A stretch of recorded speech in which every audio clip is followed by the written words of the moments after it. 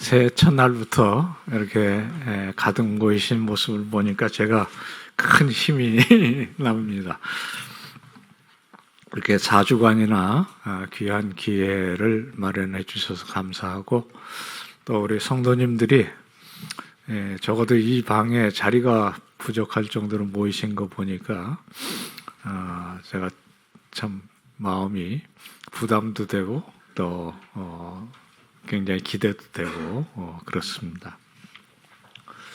그냥 파워포인트를 바로 띄워주시면 좋을 것 같고요. 저한테 이거 비추시는 건 뭐 안 해주시면 어떨까 싶어요.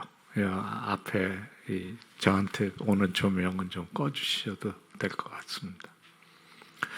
뒤에 보시면 안경이 보이시죠? 훨씬 낫네요. 제가 우리 성도님들 잘 뵐 수 있어서. 혹시 그래서 불편하신 건 아니시죠? 부를 거면 주무시는데도 도움되고 여러 가지로 좋습니다. 뒤에 보시면 안경이 보이실 텐데, 이제 주제가 기독교 세계관인데 세계관은 안경입니다. 그렇게 이해하십사 하는 그림입니다. 그러니까 안경은 우리가 시력이 떨어지면 씁니다. 마찬가지로 보시면 그 렌즈가 있는 부분만 또렷하게 보이잖아요. 그러니까 뭐 저희가 나이가 들면 어차피 천국 비전은 또렷해져도 세상의 시력은 떨어질 수 있는데, 그것을 강화시켜주고 고쳐주는 안경이 있으면 얼마나 좋겠습니까? 성경이 그 안경입니다. 그래서 우리가 4주 동안 결국엔 하려는 얘기는 성경의 안경, 성경을 안경으로 세상을 보는 그런 훈련이라면 훈련이고, 뭐 또 정해진 시간이 짧기 때문에 중요한 얘기는 다 못하더라도 뭐 정 목사님 비롯해서 우리 동역자님들이 주님 오실 때까지 여러분들을 도와드리고, 여러분 가운데도 또 지도자들이 나오셔서 하실 일이니까 저는 그런 걱정은 안 합니다. 여러분들 제가 섬겨드릴 수 있는 시간껏 노력을 해보도록 그렇게 하겠습니다. 그래서 성경은 안경입니다. 그것만 기억을 해주시면 좋겠습니다. 그리고 그 안경을 끼면 선교적인 비전이 생긴다라는 게 제가 생각하는 이 4주간의 주제입니다. 성경은 안경입니다. 성경의 안경은 우리에게 선교적 비전을 줍니다.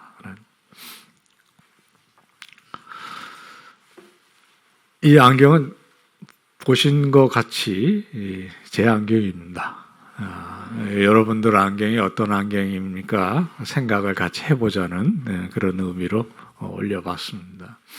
누구나 꼭 안경을 써야 안경에 체험을 하는 건 아닌 것 같아요.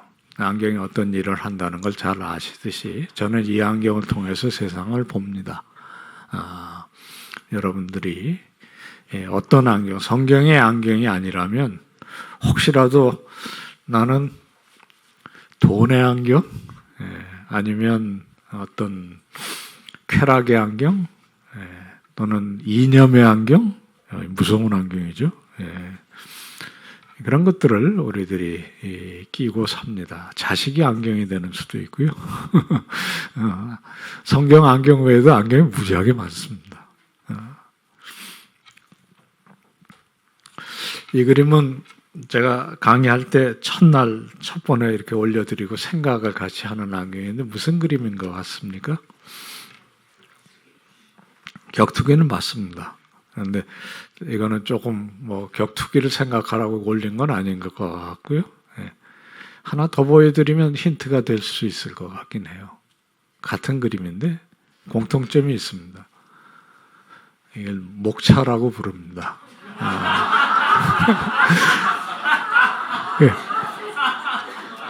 제가 강의가 혹시 썰렁할까봐 한 번씩 하는 송구하지만 장난입니다. 진짜 목차는 이렇게 갈 겁니다. 오늘은 결국 성경의 안경은 우리들에게 하나님 나라의 비전을 주는 그런 선교적 안경이라 세 꼭지를 좀 다뤄볼까 생각을 하고 왔습니다. 세계관, 그리고 성경의 안경일 때 우리들에게 주시는 비전.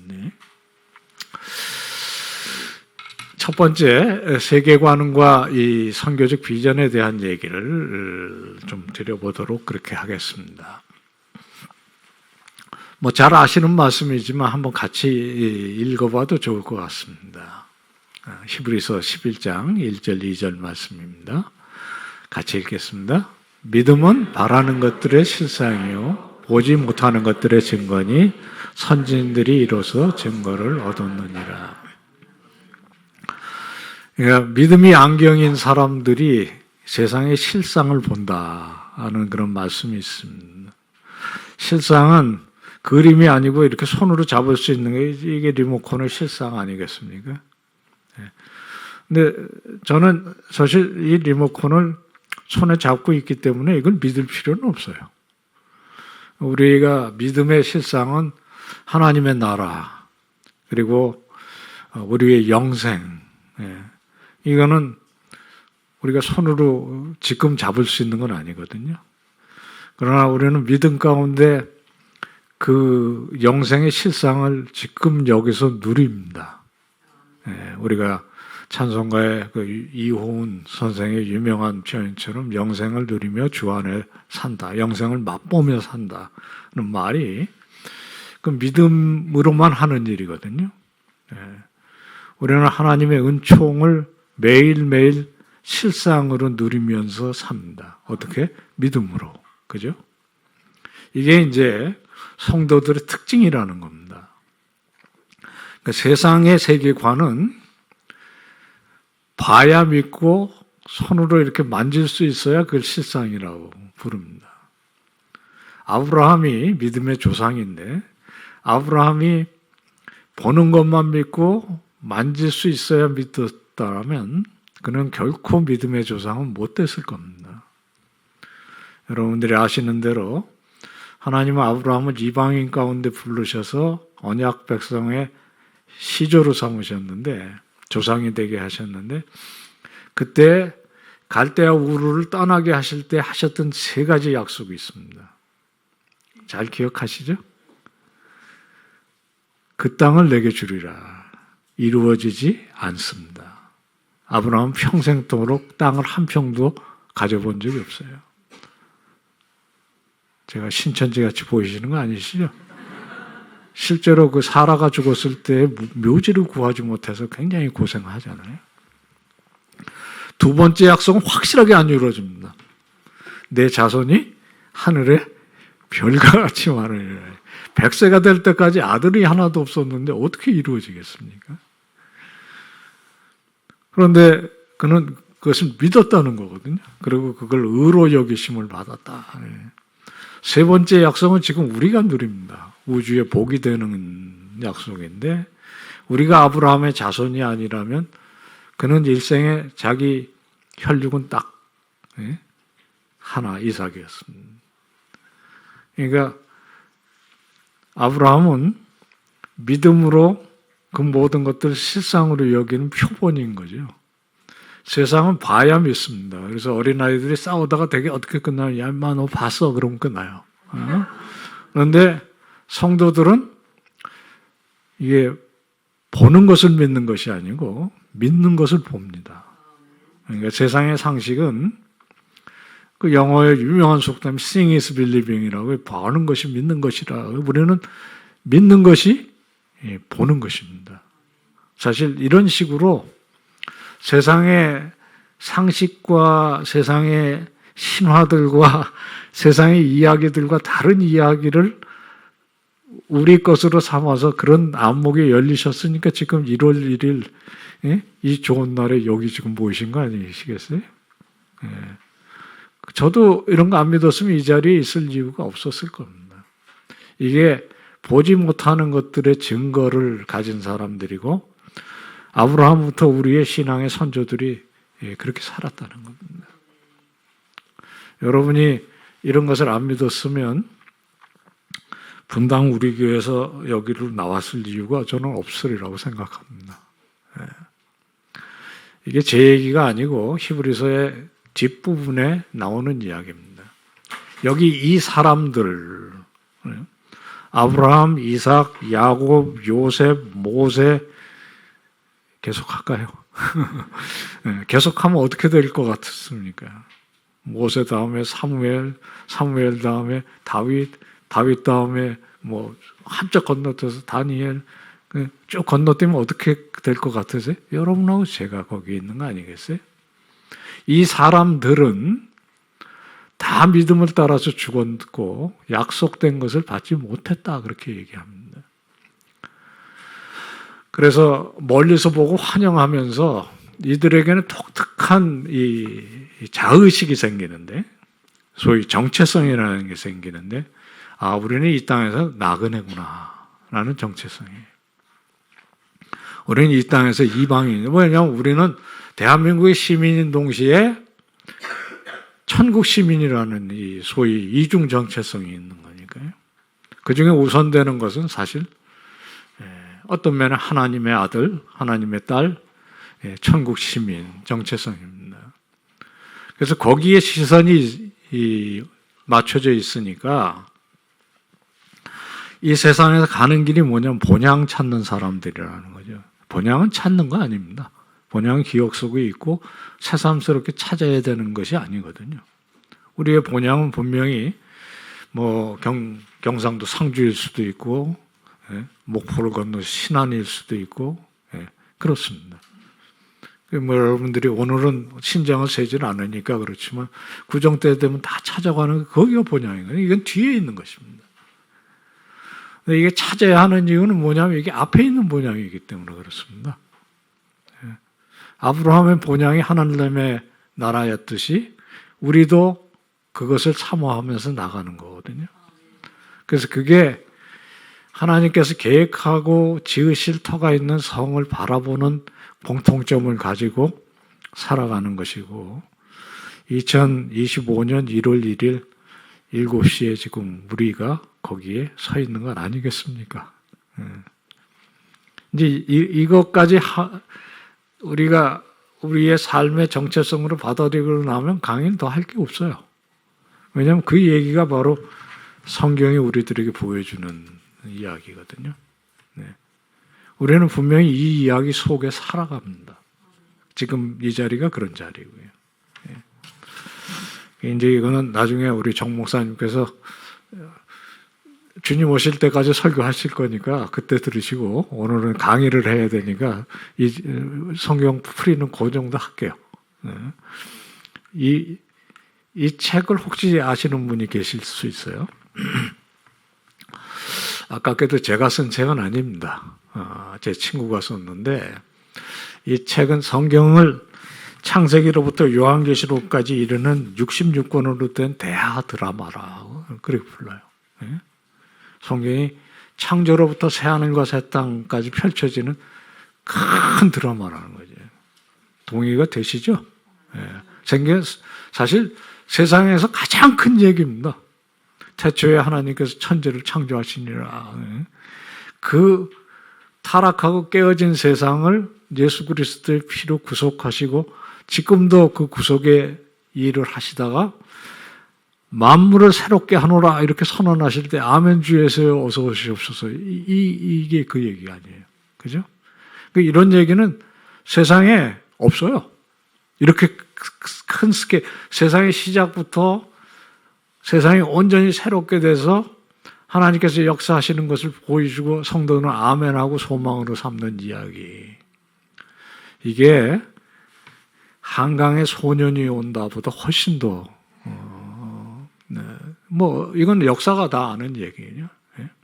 근데 이게 더 이제 중요한 건 우리의 이야기라는 거죠. 여러분과 제 이야기예요. 이 친구가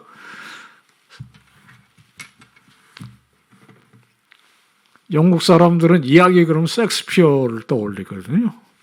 셰익스피어의 모든 드라마는 오막으로 되어 있습니다.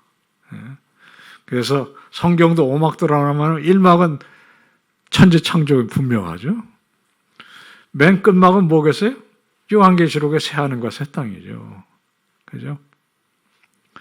그러면 이제 질문이 뭐냐면, 그러면 지금 이 큰 드라마 속에 우리는 지금 어디에 있을까? 이게 이제 굉장히 중요한 겁니다. 제가 이미 충분히 힌트를 드렸습니다. 우리는 2025년 1월 1일에 있습니다. 그래서 여기 좀 아깝게 이 드라마 오브 스크립처라고 영어로 되어 있는데 그 밑에 보면 부제목이 중요한데요. 그게 번역이 잘 안 됐어요. Finding our place in the biblical story 그렇게 되어 있습니다. 성경 이야기 속에 우리의 좌표를 찾는 거예요. 우리가 어디에 있습니까? 분당구 임해동에 있습니다. 이런 얘기 하지 마시고 성경 이야기 속에 어디에 우리는 있을까? 제가 총신대학에서 학생들 가르치다가 조금 집중을 안 하거나 주무시는 분이 계시면 이렇게 세워서 묻습니다. 너는 누구냐? 여기는 어디냐?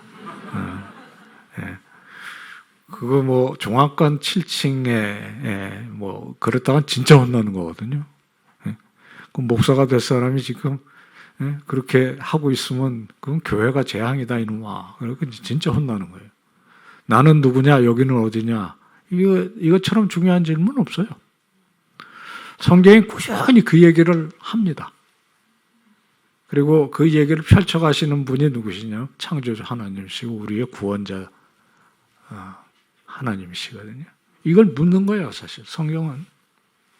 그러면 우리는 도대체 어디에 있을까? 지금 이 책이 감동이 안 되시는 것 같은데 더 좋은 책도 있습니다. 이 책인데요. 지금 그러면 우리는 여기서 무슨 꿈을 꿔야 되냐, 무엇을 꿈꿔야 되냐, 왜 좋은 책인지 아시겠죠? 이게 좀 뻔뻔합니다. 제가 썼습니다.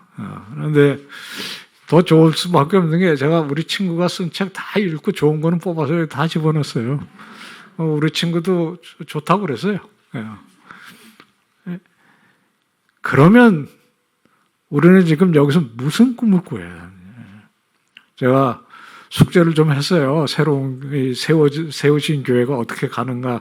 이 앞에 여러분 그 홈페이지에 딱 보니까 여러분 가는 방에 딱 선교적인 교회 그걸 하기 위해서 다음 세대 그리고 성도가 정말 사랑으로 뭉치는 공동체 그게 지금 여기서 꾸시는 꿈이잖아요. 여러분들이 그거 아니었으면 이렇게 지금 정말 교회를 새로 시작하는 그러면서 세우신 거기에는 이제 꿈이라는 게 있는데 물론 저는 이 책을 쓸 때 새로운 교회, 세우신 교회를 생각하고 쓴 책은 아니에요. 한국 교회와 제가 자라온 이 일터와 이걸 생각하는 거죠. 그리고 표지 그림을 구태여 야곱의 벳들의 꿈 그것이 있는 그림을 택한 이유는 딱 하나입니다. 지금 한국 교회가 겪어야 되는 일이고 이 비전 가운데 어디로 가야 되냐면 결국엔 사도행전 28장 끝에 정말 담대하고 거침없이 믿음을 증언하는 그런 성도들이 되셔야 되는 거 아닌가 그런 생각을 하는 겁니다. 3세대 위기론이라는 게 있어요. 그 아브라함 가족이 그걸 잘 보여주는데 아브라함 1세대고요. 이삭은 아브라함만큼 극적인 것이 없어도 적어도 아버지가 생각하는 대로 제물이 되어서 번제로 바쳐질 각오 정도는 있었던 것 같아요. 그러나 3세대를 생각해 보십시오. 악당들입니다. 이게 불과 신앙의 가정 3대에 일어나는 일이거든요. 에서는 처음부터 아브라함의 이 언약에 대해서 관심이 없고요. 그나마 뭔가를 가지고 야심차게 가는 이 야곱은 정말 세속적인 그 세속적인 게 눈이 가려지니까 형도 안 보이고 아버지도 안 보이고 아무것도 안 보이는 거죠. 하나님께서 깨트리시는 거예요. 저 장면이.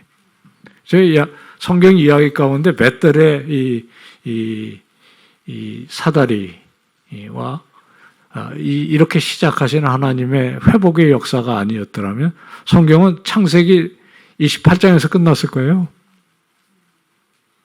그걸 3세대의 위기론이라고 부릅니다. 이게 제 말이 아니고 3세대의 위기론의 실체를 뭐라고 불렀냐면 에디 깁스라는 사람이 명목상 신앙이라 그렇게 불렀어요. 무늬만 신앙. 이게 미국의 한 학자지만 3대째 보면 교회 안에도 있을 수 있다는 거예요. 아브라함의 언약 속에 있었습니다. 분명히. 예. 야곱도 그렇고 에서도 그렇고 집을 떠난 게 아니거든요. 근데 이걸 third generation syndrome이라고 위기 신드롬이라고 부른 이유는 딱 하나예요. 4대는 없다라는 거예요. 없다. 저도 제가 3대를 넘어서 4대로 가고 있는 신앙인인데 저도 20대 초반에 겪은 그 신앙적 갈등을 생각해 보면 동의가 가요. 네. 하나님께서 뭐 각 사람을 부르실 때 여러분들도 야곱이 벳델에서 겪은 그런 부르심을 많이 체험하셨을 수 있다고 생각합니다. 그렇지 못할 때 결국에는 우리는 어디로 갈 것인가 그걸 생각하게 하는 그런 이야기입니다. 제가 우리 학교에서 제가 한 30년 있었는데요.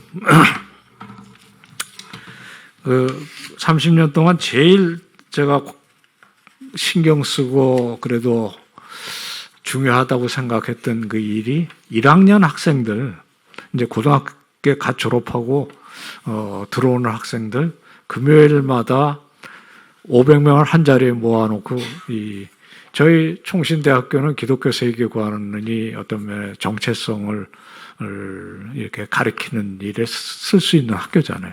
다 세례교인이거든요. 그래서 정말 좋아요.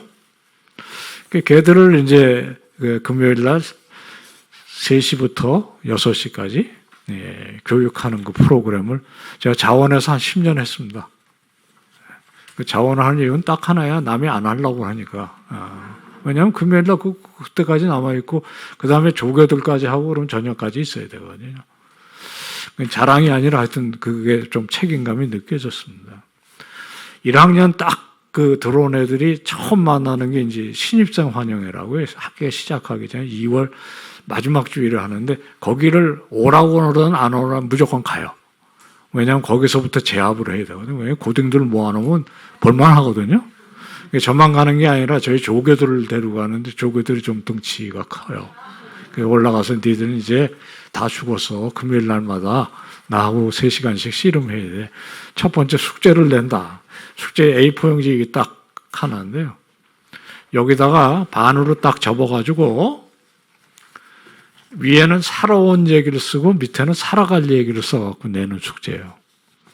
이거 허술하게 하면 다 돌려보내서 하여튼 제가 제대로 된 걸 받아냈습니다. 500장. 다 읽어요, 제가. 그리고 몸살하고 그랬어요. 근데 하여튼 이걸 받아가지고 살아온 이야기, 살아갈 이야기. 돌려줄 때 절대로 버리지 말고 집에 가서 성경책 속에 이렇게 넣고 살아라. 이유는 딱 하나다. 여기 아브라함 얘기가 있으면 내 얘기도 여기 한 페이지 들어가야 될 거 아니냐. 이게 이제 모토예요. 그랬더니 한 번은 아주 신실하게 생긴 좀 나이가 든 신학과 학생이 찾아왔어요. 교수님 그거 이단 아닙니까? 성경에서 빼도 안 되지만 넣어도 안 되는 거 아닙니까? 뭐 이렇게 됐어요. 그래서 제가 듣고 보니까 그런 얘기 나올 만하잖아요. 자네 얘기도 옳은데 선생님 생각은 조금 다른데 이거 이렇게 따로 놓으면 진짜 이단일 것 같은데 이게 정말 이단 아닐까요? 기도는 열심히 하고 꿈은 많이 꾸는데 내 얘기 이 책과 상관이 없는 꿈을 꾸고 있으면 그건 진짜 문제가 아닐까. 듣고 보니까 그렇다고. 그러면서 제가 한 얘기가 아브라함 얘기 여기 있으면 나는 내에게도 여기 한 페이지 있기를 바란다. 저는 어렸을 때 제일 닮고 싶었던 사람이 있어요. 요셉이에요. 저희 담임 목사님이 넌 요셉이 아니고 요나다. 그렇게 해서 되게 제가 한동안 방황할 때 얘기해요. 그러니까 요나가 됐든지 요셉이 됐든지 여기 들어가 있으면 영광 아닙니까? 네. 그러니까 이 친구가 설득이 됐는지 그러는 것 같다고. 그 다음 주에 또 왔어요. 그래서 뭐가 또 문제냐 그랬더니 교수님 얘기가 맞아서 가서 이걸 넣는데 이 위에가 걸려가지고 너무 허접하고 부끄러워서 안 되겠다는 거예요. 그래서 제가 막 드는 생각이 그래서 어쩌라고 그러고 싶었어요. 근데 학생한테 그럴 수는 없는 거고. 그래서 야 선생님 나도 써갖고 하면 나도 똑같을 거다. 그리고 더 감사한 거는 여기도 이상한 사람 많다. 그런데 그 사람들이 다 하나님의 손에 붙잡혀서 결국엔 이 이야기를 끌고 가는 것이고 그 역사가 왜 지금 없어야 할 이유가 없다. 맞습니다. 그래가지고 이 친구가 그냥 좋아가지고 그렇다고 그러면서 이 위야 하나님의 그래서 예수 그리스도가 우리를 위해서 돌아가신 것이고 거기에 맡기고 중요한 건 여기죠. 네, 여기입니다. 네. 근데 진짜 감사한 거는요. 여기는 지금 일어나지 않은 사건이거든요. 그러니까 얼마든지 고쳤을 수 있습니다. 네. 그러니까 쓰고 이게 점점 배워가면서 고쳐서 써야 되면 얼마든지 고치고 쓰다가 너무 지저분해서 안 되겠으면 자르고 새로 붙여가서 쓰면 된다. 네. 그리고 젊은 사람들의 경우에 특별히 이거 고칠 수밖에 없어요. 고쳐야 하고요. 네. 그리고 고치는 마음 자체가 성도의 심령이죠. 그 이제 설득이 돼서 좋다고 가는데 제가 2개를 물어봤어요. 그래서 그 종이 너 어디다 넣을 건데 물어봤어요. 이 종이 어디다 넣을 건데? 여러분 같으면 어디다 넣으시겠어요? 제 얘기가 이해가 되셨으면 구약 성경에는 안 되실 것 같아요. 그죠? 제가 제 친구의 그 성경은 드라마라는 책 쓴 친구한테 물었어요. 너 같으면 어디다 넣겠냐? 그랬더니 야 그걸 질문이라고 하냐? 내가 선교학자 아니냐? 사도행전 28장 뒤지 그러더라고요. 와 명답이에요. 명답. 내가 평소에 사도행전 29장이라고 안 하더냐? 지가 29장이라는 거예요. 지금 여기가 사도행전 29장이 아닙니까? 그게 정말 명답이에요. 그 사도행전 29장 아까 없어요. 그 29장이 있다 그러면 이단입니다. 근데 28장이요. 28장 30절하고 31절 아까 잠깐 보여드렸는데 그게 굉장히 허술하게 끝납니다. 이게 오순절에 성령 대폭발로 하루에 몇천 명씩 회개하고 그렇게 해가지고 교회가 팍 늘어나야 되는데 그렇게 안 끝나요. 28장 조금 전에 보셨잖아요. 사도 바울은 꿈이에요. 로마가 끝이 아닙니다. 여러분들이 혹시 잘못 생각하시면 안 되는 게 로마가 종점이 아니었어요. 물론 로마가 중요한 도시지만 로마를 간 이유는 거기를 우리식으로 표현하면 로마 찍고 서바나로 스페인으로 가겠다. 근데 놀라운 거는 하나님께서 그 대사도 바울의 기도도 안 들어주신 거거든요. 왜냐하면 로마에서 죽으니까요. 네? 그리고 죄수로 잡혀가서 로마에서 이태 동안, 2년 동안 가택연금 상태에서 찾아오는 사람들에게 하나님의 나라, 예수 그리스도 담대하고 거침없이 저는 이 2마디에 정말 많은 도전을 받습니다. 담대하고 거침없이. 근데 그게 무슨 로마를 바꾸는 일이 아닙니다. 자기에게 찾아오는 사람에게 기회가 주어지는 한, 그러나 담대하고 거침없이 하나님의 말씀 증언했던 거죠. 그러고 끝나요. 그러니까 이 얘기는 이렇게 끝나면 안 되는데 이렇게 느낌이 오는 겁니다. 그 얘기 왜 그렇게 끝나겠습니까? 그 지금 여기서 쓰여지는 이야기니까요. 그리고 어떤 면에서 소위 말하는 이게 미니멀리즘입니다. 우리가 파고 들어갈 여지를 열어주는 거죠.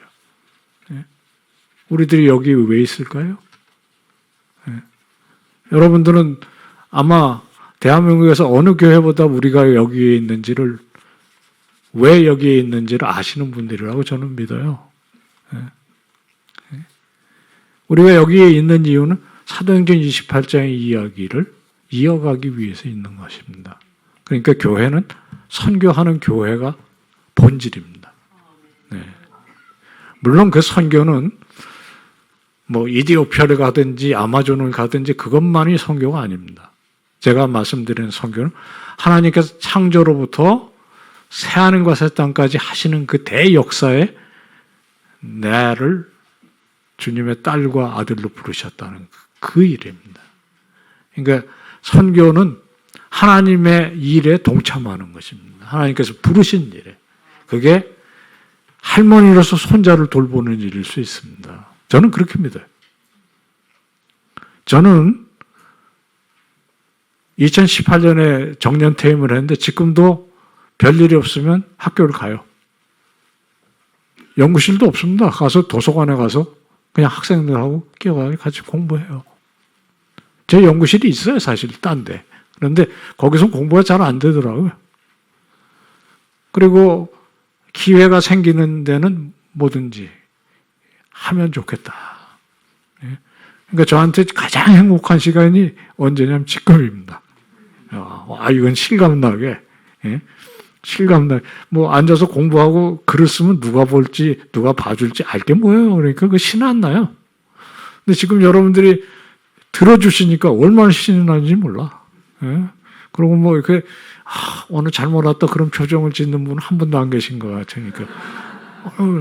이게 우리가 살아있는 이야기잖아요.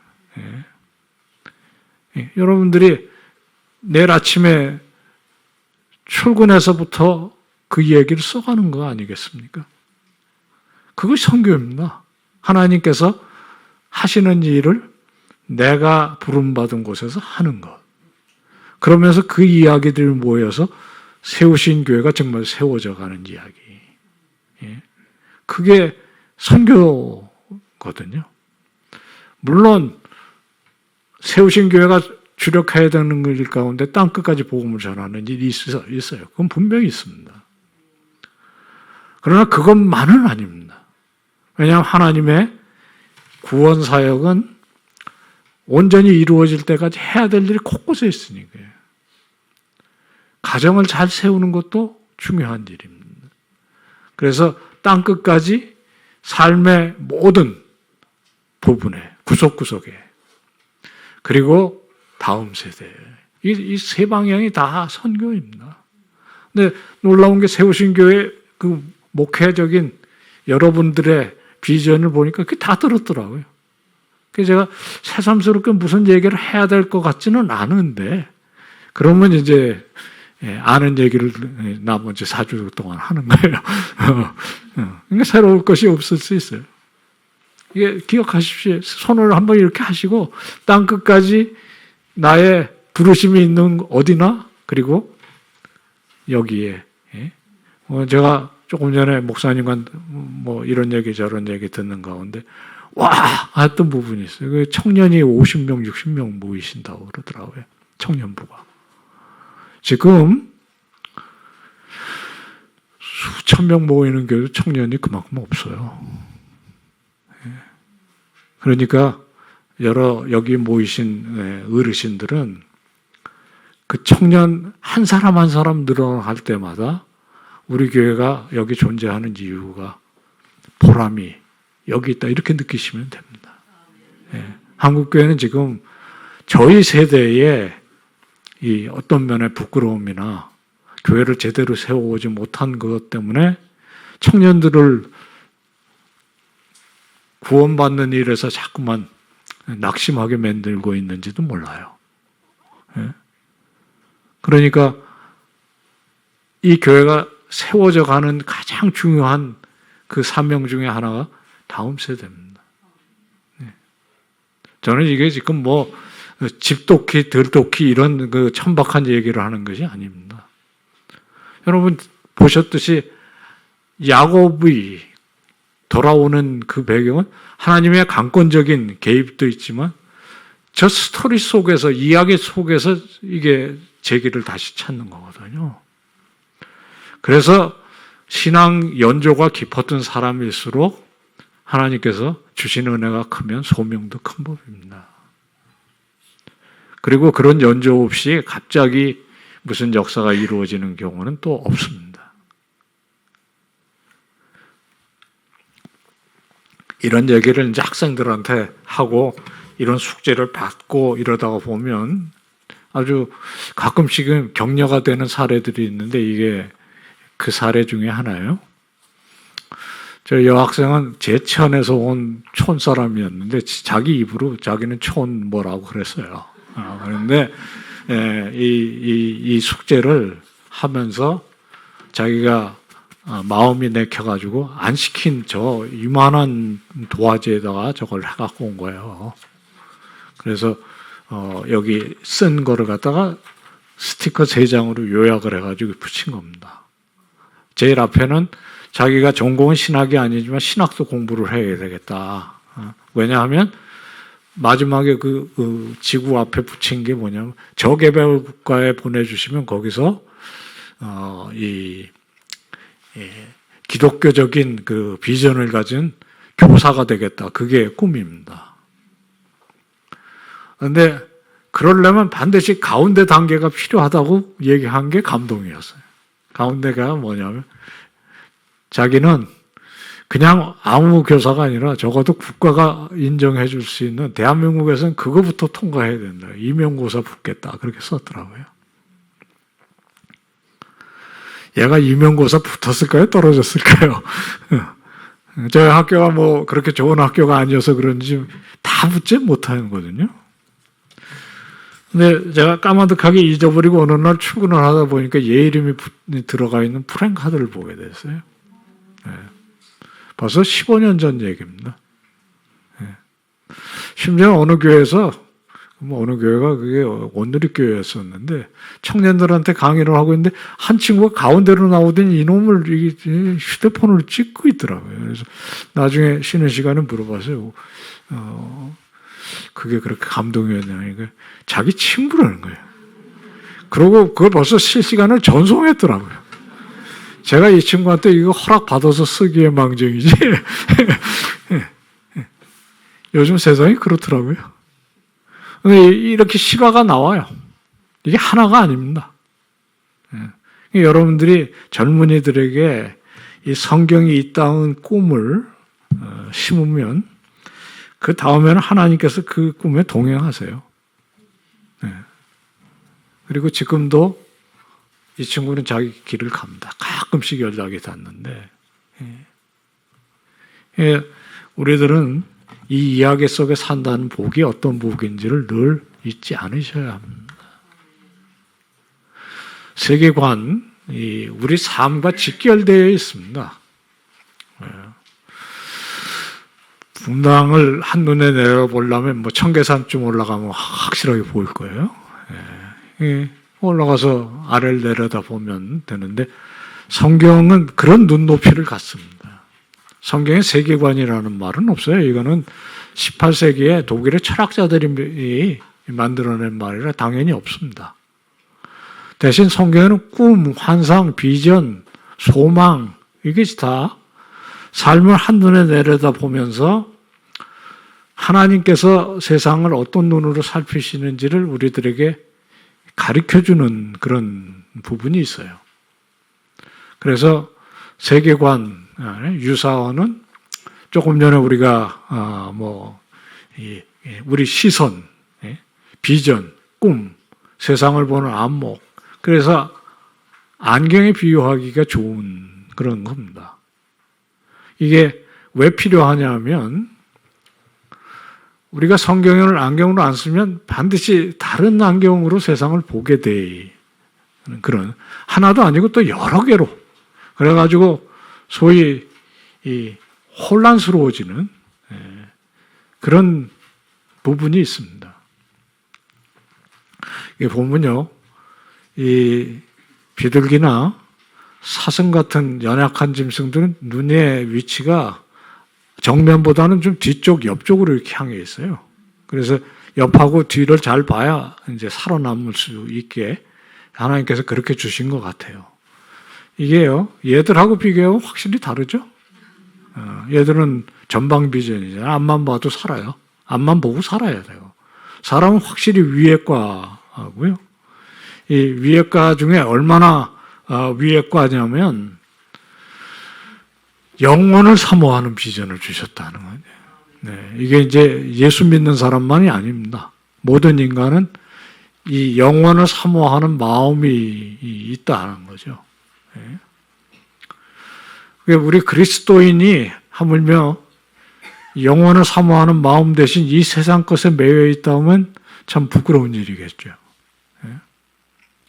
여러분이 아시는 대로 이 전도서는 인생 만사에 꼭 우리 연말 연시에 생각하기 좋은 구절 아닙니까? 인생에는 때가 있다.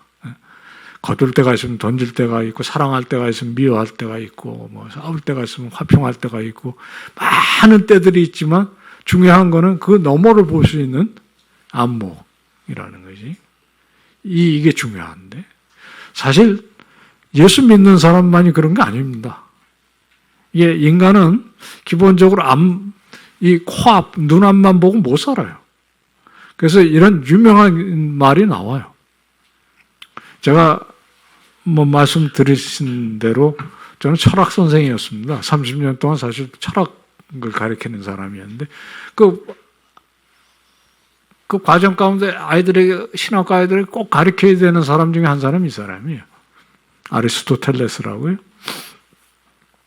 이 사람이 철학을 어렵게 만든 원형인데요. 그 책이 바로 형이상학이라는 책인데 이 책의 첫째 줄만큼은 참 기억할 만해요. 모든 인간은 본성적으로 알을 원하는 거예요. 인간은 궁금하면 못 살거든요. 그래서 애들이 문 열고 거의 처음 묻는 게 뭔지 아시잖아요. 엄마 이거 뭐야? 어디서 왔어? 이런 거 묻잖아요. 그게 제일 중요한 질문입니다. 이거 뭐야? 철학의 제일 중요한 질문이 그거거든요. 사실 모든 학문의 기초가 이게 도대체 뭐냐? 그거예요. 그 중에 제일 중요한 알미 뭐겠습니까? 본성적으로 알기를 원하는 거예요. 내가 누구냐 아니겠어요? 이거는 이 사람, 선생님의 선생, 이 사람 선생이 플라톤이고 그 선생님의 선생이 소크라테스거든요. 인생은 기본적으로 자기 자신이 누군지 알아야 해요. 그래야 거기서부터 내가 왜 살아야 되는 사람인지, 뭘 해야 되는지 그게 나오잖아요. 그러니까 우리에게 영혼을 사모하는 마음을 주셨다는 말은 사실 그걸 더 뛰어넘는 거거든요. 그리고 그건 창조주 앞에 섰을 때만 우리가 알 수 있는 질문입니다. 이게 재밌는 거는요. 이 얘기가 무슨 철학의 얘기같이 들리지만 우리 주변에도 많이 터져 나오는 질문입니다. 보여드릴게요. 이거 혹시 보신 적 있으세요?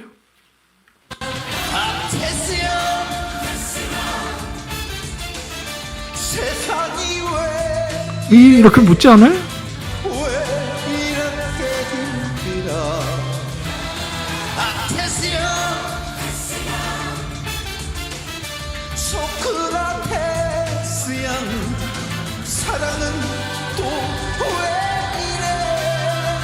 그만할게요.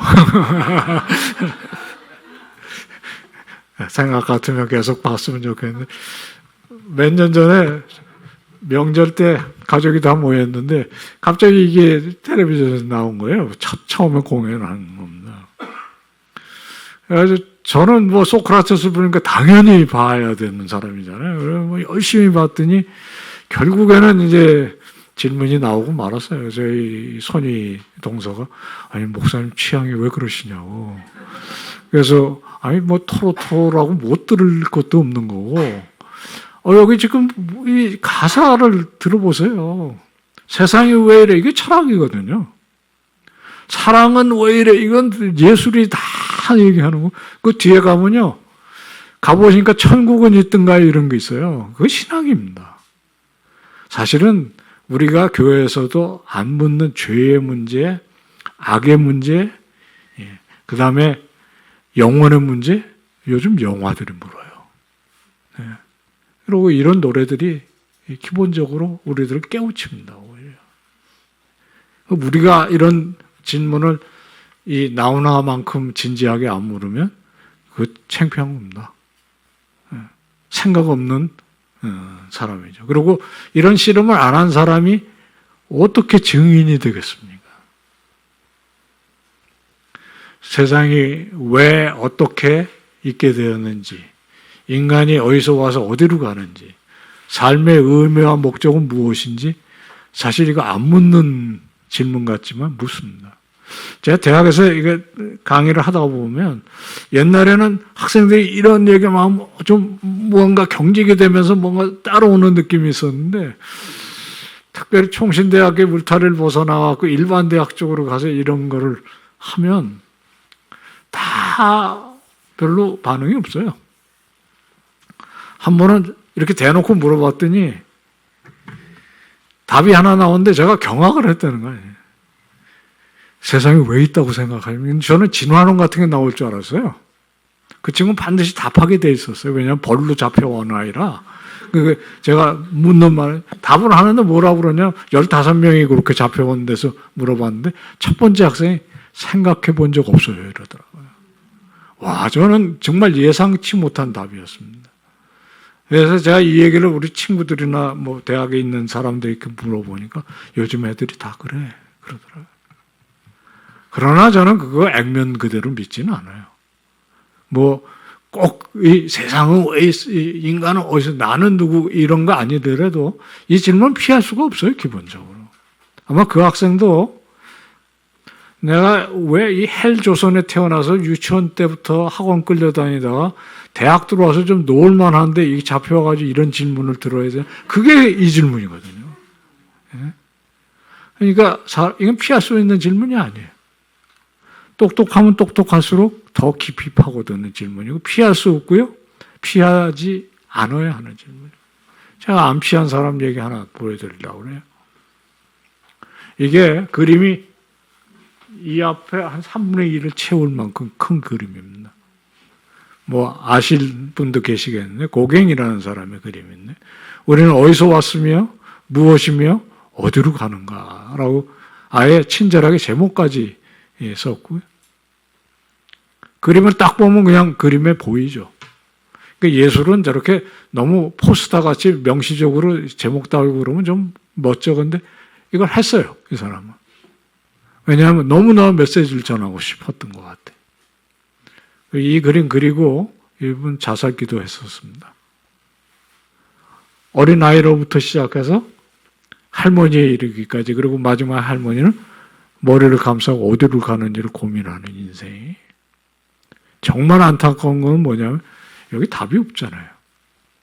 어디서 왔는지 어디로 가는지 저게 이 그림에 천이 짧아갖고 못 그린 거 아닙니다. 답이 실제로 없는 겁니다. 이 사람 없는 게 아니라 이게 답이에요. 인생은 이렇다. 이게 사실은 창조에서부터 새하늘과 새 땅까지의 이야기를 모르는 사람은 이렇게 이게 최선일 수 있어요. 이거예요. 더 재밌는 게 뭐냐면 이거 심지어 안에다가 썼어요. 만화도 아닌데 말풍선 열고 세 줄을 썼습니다. 누메노누, 캐서메누, 우알루. 우리는 어디서 왔으며 캐서메누 우리는 누구냐? 무엇이냐? 그리고 어디로 갈 거냐? 아예 자기 펜으로 저렇게 글씨를 쓴 거예요. 저 치졸하게 보일 수 있는 거거든요. 그런데 그게 문제가 아닌 거예요. 이 그림의 진정성입니다. 제가 보기에. 그리고 비극이에요. 질문은 있지만 답이 없네요. 답은 어디에 있냐? 여기 있습니다. 우리가 증인이 되어야 하는 이유는 이것 때문에 그렇습니다. 지금도 이 답을 찾기 위해서 애쓰는 사람들. 이 성경에 안경을 쓴 사람 이런 그림들을 그립니다. 이게 훨씬 더 큰 그림인데 우리는 하나님의 피조물이라는 답인데요. 천지창조로부터 시작해가지고 조금 전에 보신 그림을 넘어서 그런데 왜 이 세상은 이렇게 아프고 깨어진 세상이 되었느냐 하는 얘기를 넘어서 그래서 마지막에는 어떻게 될 것인가를 그립니다. 이게 성경이 보여주는 그림의 어떤 면에 중요한 세 포인트일 거고요. 그 이야기를 이제 제가 다음 주일, 그 다음 주일 뭐 이렇게 좀 해갈까 싶습니다. 여러분들이 이 안경을 따라서 살 때 우리는 세계가 하나지만 세상이 뭐 다른 종교는 말할 것도 없고요. 불교의 세계관은 기본적으로 태초에 하나님이 천지를 창조하시는 그렇게 안 시작하는 너무 잘 아시잖아요. 부처님 그거 뭐라고 얘기하죠? 나한테 묻지 마라. 나도 답 없다. 그렇게 얘기하셨어요. 실제로 나는 그 사실 답하는 사람이 아니다. 그 독화살의 비유라고 아주 유명한 비유가 있는데 우리 다 독화살 맞은 사람들인데 독화살 맞은 사람이 묻는 게 독화살이 어디서 왔을까? 이거 쏜 사람이 누굴까? 그런 거 안 묻는다는 거예요. 인생이 원래 그래. 그게 답이에요. 인생 고해니라. 여러분들이 잘 아는 거예요. 마르크스는 뭐라고 얘기하냐면 다 저놈들 때문이다. 그래. 이게 빈부격차의 문제, 뭐 이런. 그러니까 답이 있습니다. 세계가 하나지만 분명히 안경을 다르게 쓰면 다양하게 경험하면서 실제로 다른 세상에서 살아요. 제가 굉장히 조심스럽게 그냥 한 말씀 더 드리고 싶은 게 그게 바로 촛불과 태극기 이야기가 아니면 뭐겠어요. 그리고 이거는 우리가 지금 눈앞에서 벌어지는 일입니다. 왜 그리스도인은 여기서 정말 하나님의 뜻을 제대로 붙잡으면 어떻게 해야 되는가 씨름을 왜 안 하는지 모르겠어요.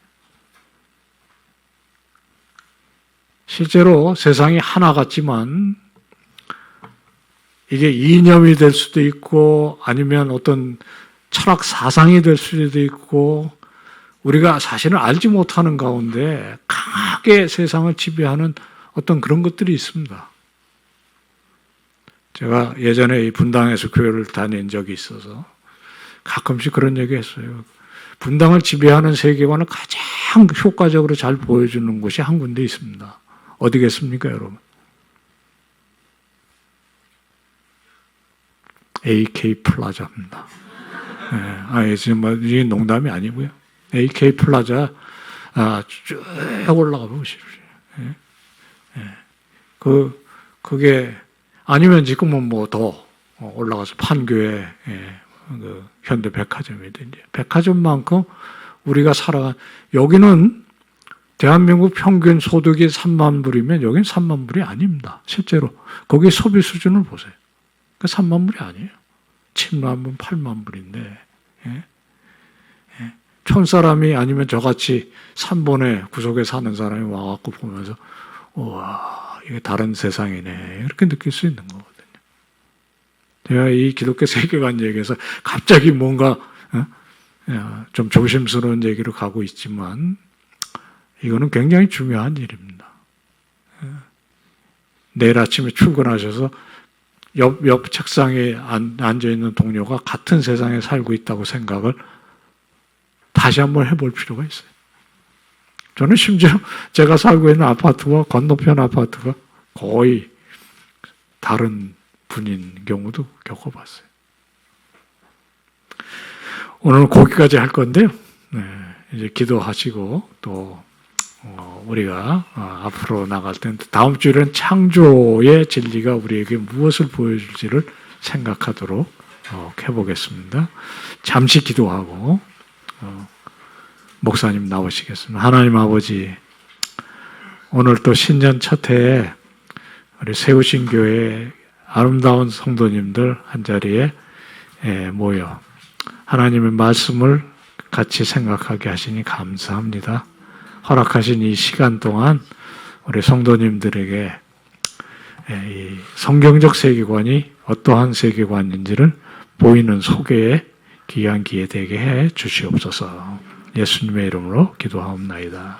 아멘.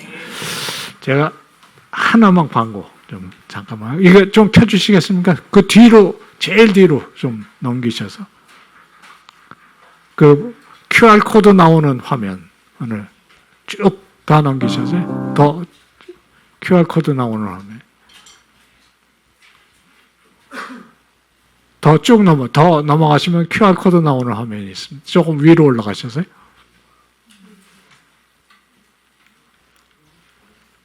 제가 하겠습니다.